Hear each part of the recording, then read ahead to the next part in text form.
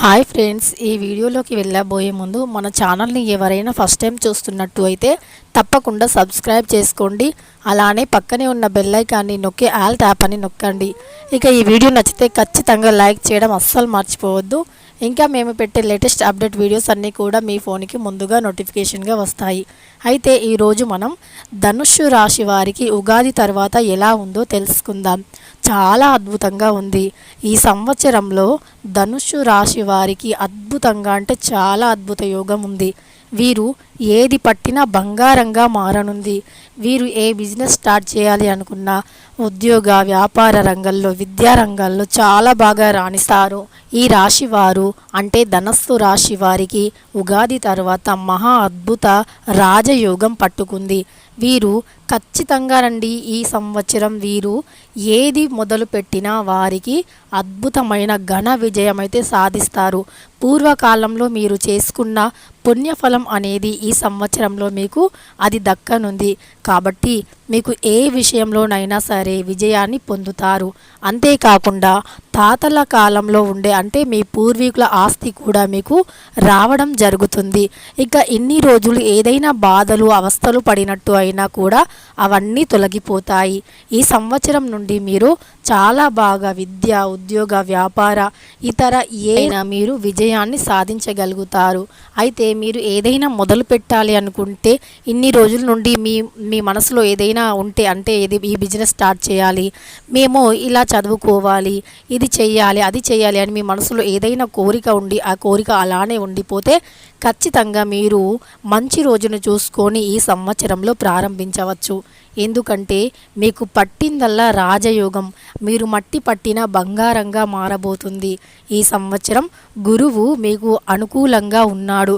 గురుగ్రహం మీకు చాలా మంచి అనుకూలతను ఇస్తుంది. కాబట్టి అంతేకాకుండా ఏలెనాటి శని కూడా మీకు చాలా మంచి యోగాన్ని కలగజేస్తుంది. శనీశ్వరుని యొక్క అనుగ్రహాన్ని కూడా మీరు ఈ సంవత్సరం పొందగలుగుతున్నారు. అందువల్ల మీకు ఎలాంటి సమస్యలు లేకుండా అద్భుత రాజయోగం అనేది పట్టబోతున్నది. ఈ మందిలో మీరు మంచి కీర్తి ప్రతిష్టను కూడా పొందగలుగుతారు. ఎక్కడికి వెళ్ళినా సరే మీకు ఒక మంచి గుర్తింపు అనేది లభిస్తుంది.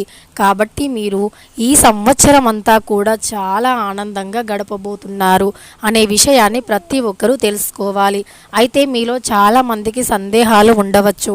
నేను ఈ వ్యాపారాన్ని మొదలు పెట్టాలి అనుకుంటున్నా, మొదలు పెట్టచ్చా లేదా అని. ధనుస్సు రాశి వారికి అయితే రాజకీయ రంగంలో కూడా వీరు రాణిస్తారు.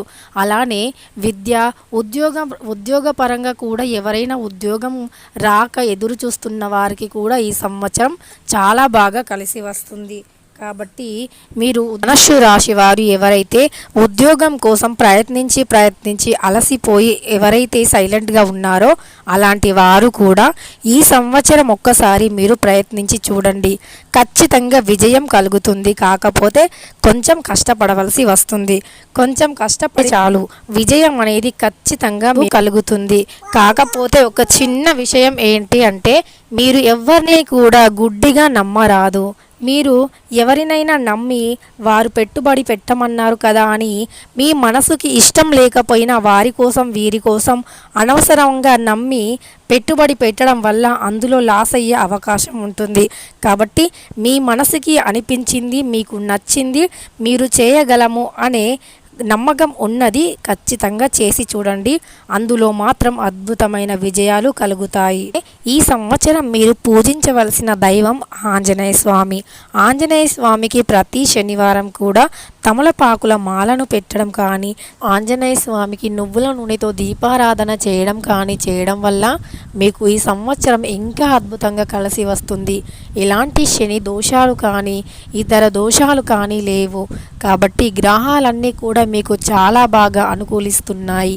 ఈ సంవత్సరంలో ఏదైనా మొదలు పెట్టాలి అని ఆలోచన ఉన్నవారు, పెట్టుబడి పెట్టాలని, బిజినెస్ చేయాలి అని ఇతర ఏ రంగంలోనైనా రాజకీయ రంగం వారికి కూడా చాలా బాగా కలిసి వస్తుంది ఈ సంవత్సరం.